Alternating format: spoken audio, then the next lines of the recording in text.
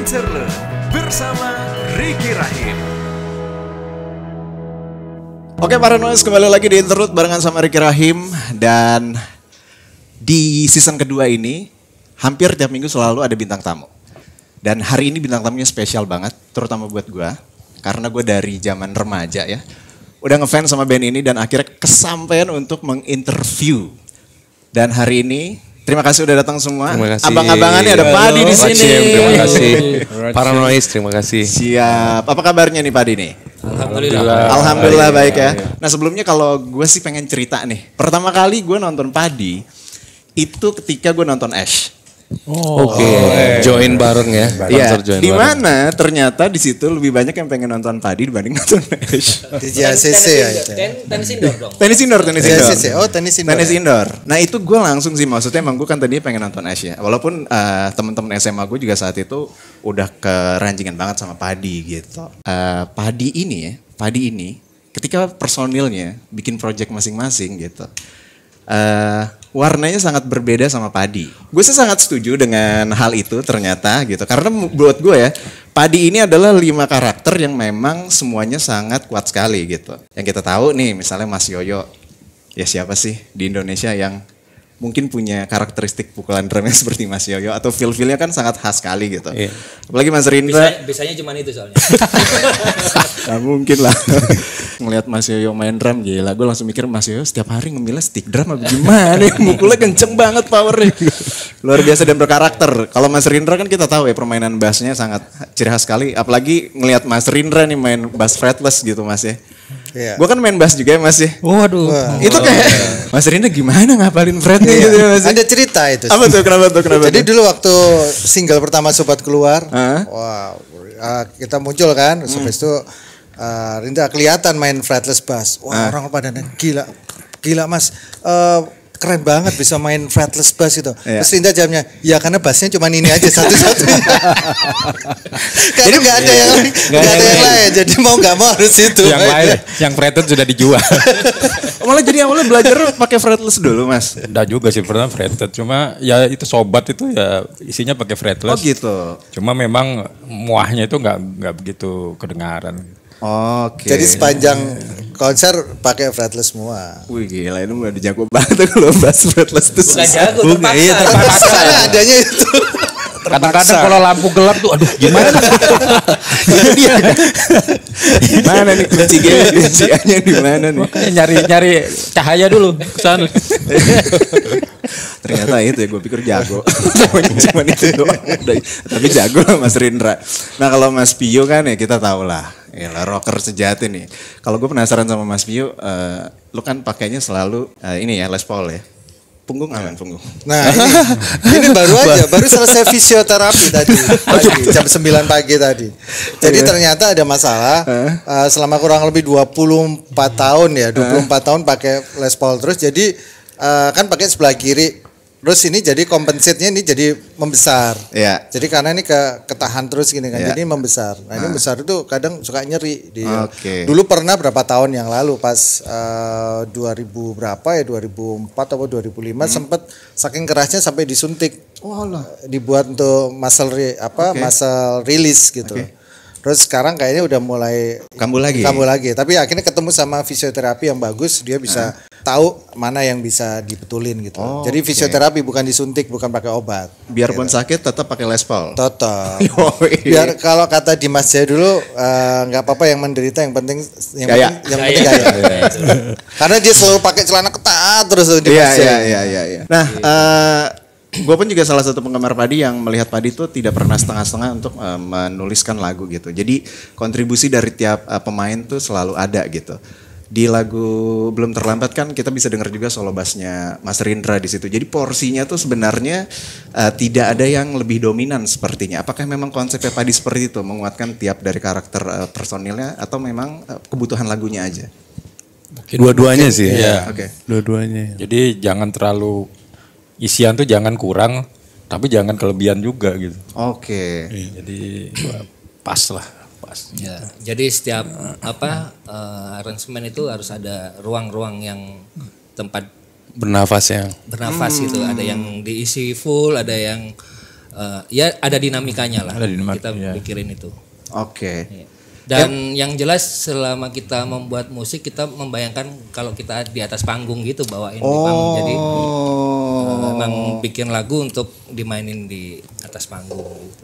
Oke, jadi memang Padi itu kalau nulis lagu harus juga dipikirin nanti live-nya seperti apa. Iya. Iya, Ya, betul. harus kebayang di depan penonton itu seperti apa, penonton reaksinya seperti apa ketika kita bawain lagu itu, vibe-nya kayak gimana itu yang kita bayangin. Ya banyak jalan sih bikin lagu gitu. Termasuk kayak lagu Semua Tak Sama itu sebetulnya bukan nadanya atau apa inspirasi dari mana. Dipikirkan gayanya dulu. Maksudnya pas lagi manggungnya gayanya. Iya. Kadang, jadi karena kita kebanyakan kan kita sebelum kita rekaman full album itu kita kan sering manggung kan. Iya. Sering manggung dan kita bawain lagu-lagu cover. Oke. Lagunya cuma satu yang lagu kita itu Sobat aja. Nah, Oke. selama itu kan kita harus mikirin repertoire apa yang bakal kita mainkan selama 1 jam main. Iya, iya, Nah, itu kita akhirnya ngacak nih ada lagunya YouTube, ada lagunya Red Hot Chili Pepper, ada lagunya Pearl Jam dan segala macam. Nah, itu kan kebayang dinamikanya sepanjang 1 jam itu. Nah, akhirnya ketika kita membuat album kita tahu gitu loh formulanya. Jadi nanti kalau pas lagu ini kita bisa taruh di belakang atau di ini itu kita udah kebayang. Jadi itu adalah formulasi yang memang Padi gunakan untuk menciptakan karya sampai sekarang dan masih bertahan dengan cara seperti itu untuk yang single terbaru yang sekarang baru dirilis. Masih. Masih ya? Masih. Memberi makna Indonesia. Nah itu menariknya buat gue pribadi ya, pas gue dengerin tuh ada unsur etnisnya juga untuk permainan gitar dari Mas Biu yang di part Itu melodinya ya. Akustik. Akustik Depan, ya. iya, Hah? akustik. Terus juga Mas Ari juga bermain melodi di situ. Emang sengaja mau mengambil unsur Indonesia kah di lagu? Awalnya pentatonisnya bahkan kita dapetin di notasi nyanyinya. Iya. Oke. Kita kasih pentatonis ya gitu. Iya, Jadi iya. akhirnya nanti ketika aransemennya kan pasti ngikutin udah ada bayangannya dari situ. Oh oke. Gitu. Kalau gue tuh berasanya kayak dengerin lagu daerah Indonesia Timur tuh. Kalau untuk notasinya itu Iya, gabungan lah. Gabungan sih. Kalimantan, Indonesia bagian timur dengan pentatonis Jawa ya. Iya, pentatonis Jawanya pas waktu song itu. songnya. Memang kebayangnya ini adalah rasanya tuh rasa Indonesia banget ya. Iya. Kenapa diambil konsep seperti itu? Apakah menyesuaikan sama judulnya atau ada keresahan dari Padi tentang keadaan di Indonesia sekarang gitu? Resah udah lewat kayaknya. Gitu. Jadi mengambil hikmahnya itu adalah bergandeng tangan dan bangkit memberi peran terbaik kita untuk bangsa. Sebenarnya pesannya di situ. Iya, untuk membangkitkan semangat. Karena resahnya udah lewat setahun lalu kayaknya. Pas pandemi ya. Iya, jadi memang Iya. tematis banget ya. Momentumnya pas sih Momentum, kayaknya iya. sih pas ya. Kita udah saatnya setelah resah kan kita harus ngajakin bangkit. Yuk bangkit yuk. Gitu. Oke. Jangan kelamaan resahnya. Gitu. Oke. Nah, kalau saya mau sekilas ya, kan Padi hadir kembali dalam nama Padi Reborn. Reborn itu kan kalau saya percaya nama itu punya makna dan arti gitu. Sebenarnya buat para personel Padi sendiri itu reborn-nya untuk Padi itu secara band dan secara individu itu seperti apa? Apa yang berubah dari Padi sebelum Padi dengan nama Padi dan menjadi Padi Reborn?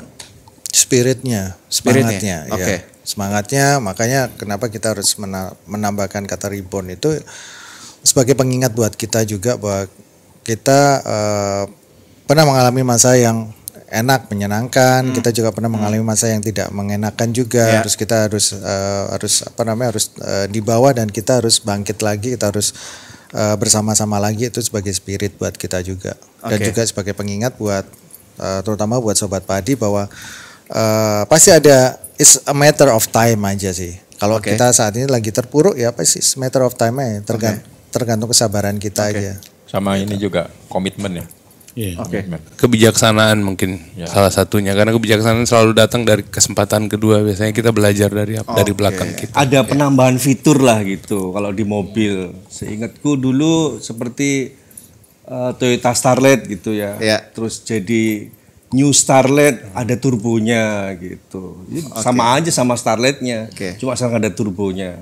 Tadi kan juga bisa dibilang Padi Reborn itu filosofinya juga harus dapat ke Sobat Padinya kan gitu. Harus ada boosternya lah buat menyemangati. Padi udah berkarya selama 24 tahun gitu. Kita juga tidak bisa membohongi bahwa generasi kan terus bertambah dan berkurang ya, mungkin yang di atas makin berkurang, terus yang muda-muda juga banyak gitu.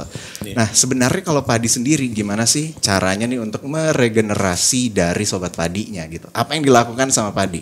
Kalau hari ini kan, yang gue baru lihat tadi di YouTube tuh gue nonton Coldplay baru aja rilis video klipnya barengan sama BTS. Keren banget tuh. Keren. Dan itu kalau gue lihat pribadi kayaknya si Coldplay ini emang menyesuaikan dengan zaman aja gitu. Kita nggak bisa bohong, Korea Invasion lagi gede banget sekarang di mana-mana gitu, sampai diperhitungkan sama band sebesar Coldplay untuk berkolaborasi gitu. Kalau Padi sendiri ngeliatnya seperti apa nanti untuk strategi gimana sih cara biar yang muda-muda, karena kan harus tahu juga nih dengan karya-karya Padi yang memang monumental juga di saat itu gitu.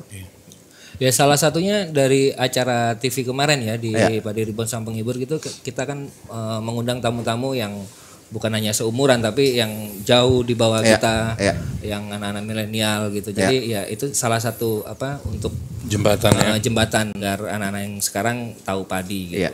Memang dahsyat sih Korean Invasion. Jadi kita pernah manggung di salah satu TV, kita manggung di depan NCT itu. Oke, terus dan mereka suka lihat kita. Dan sobat fansnya NCT itu otomatis suka juga sama kita. Langsung kita dapat sarang neo. Ya kita nggak mengharapkan mereka langsung membeli album kita apa segala, at least mereka tahu. Itu sih. Gue kembali lagi yang masalah tadi Coldplay yang tadi Mas Fadil juga bilang selalu inovatif dan lain-lain gitu kan. Sampai zaman sekarang musiknya terus berubah gitu. Kalau Padi sendiri kan tadi adalah dari segi marketing ya gitu. Oke, kita main di TV, kita bikin juga FTV, itu kan untuk strategi marketingnya sebenarnya kan.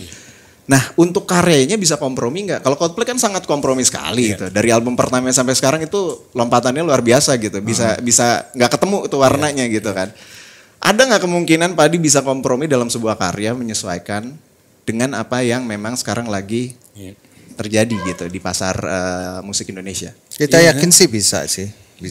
Kompromi itu kan tidak membuat kita jadi kehilangan identitas. Kehilangan identitas kan enggak begitu. Kompromi itu kan hanya menghilangkan sebagian atau menambah sebagian kan seperti itu. Tidak menghilangkan semuanya. Jadi sejauh mana kompromi itu bisa kita terima ya nggak ada masalah sih. Seperti Mas Yoyo tadi bilang ya. Selama kita berlima yang mainin mau dangdut ke koplo ke campur sari atau kita pernah loh bawain tetap aja Pak. Serius. Kita bawain lagunya Via Valen pernah. Yang Yo Ayo sayang ya. Karena kan di konsep Padi Reborn Sang Penghibur itu kan kita bawain lagunya Bintang Tamu, gitu juga sebaliknya Bintang Tamu bawain lagu kita gitu. Tapi ya yang seperti Rindra bilang tadi itu, musik sekarang nggak ada bassnya sambil begini. Ya kan kompromi ya. Tepuk tangan aja kita. Nah, di kita ngambil contoh di lagu terbaru lah ya. Di lagu terbaru di Makna Indonesia itu kita emang sengaja bikin range vokalnya dari anak-anak sampai remaja sampai ke orang dewasa. Jadi itu tujuannya adalah untuk mengajak semuanya untuk bernyanyi gitu. Yang bisa diajakin sing along lah gitu. Jadi sebenarnya tunggu kejutan album ke-7 nih nanti Padi. Ada kejutan juga. Sama. Jadi strategi marketing tadi kan, ini strategi di musik ya. Selalu ada kejutan. Dilihatnya punya potensi ya musik zaman sekarang. Tapi kalau secara produksi, nah kita jujur-jujuran aja deh gitu. Menurut mas-mas, gimana sih produksi musik untuk zaman sekarang gitu? Kalau tadi kan Mas Rinda adalah concernnya memang tidak menjadi dominan bass. Kalau Mas Pio juga nggak ada lagi gitar heroes gitu. Jadi sebenarnya melihatnya seperti apa dengan tren zaman sekarang ini gitu? Bahwa kekuatannya adalah mungkin ada kayak satu bait yang jadi candunya gitu kan. Kadang-kadang kan di refnya nggak ada lirik sama sekali lagu zaman sekarang malah. Gitu. Ya harus cari hooknya yang dapat. Dan itu paling nggak 30 detik sampai 1 menit itu harus dapat. Karena banyak kan orang-orang pakai bagian itu untuk TikTok, untuk main-main gitu kan. Nah itu yang membuat akhirnya lagunya Pamungkas kan naik kan gara-gara TikTok gitu juga. Oke. Padi sendiri ada pertimbangan itu nggak sih?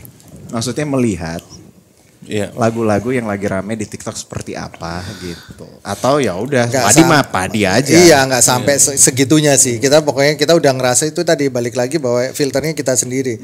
Kalau kita rasa emang bagian songnya, bagian rapnya itu udah kita dapat, menurut kita memang udah hooknya dapat, ya udah gitu. Aku ingat Mas Pio sempat bilang, ya ini jadi tandanya, pertanda bahwa Padi tidak berusaha ngeband semua dan kita juga tidak meninggalkan digital juga. Ya bahwa kita juga bisa mencapai ke masa depan ya. Dengerin cerita lengkapnya cuma di aplikasi Noise. Download Noise sekarang di App Store atau Play Store.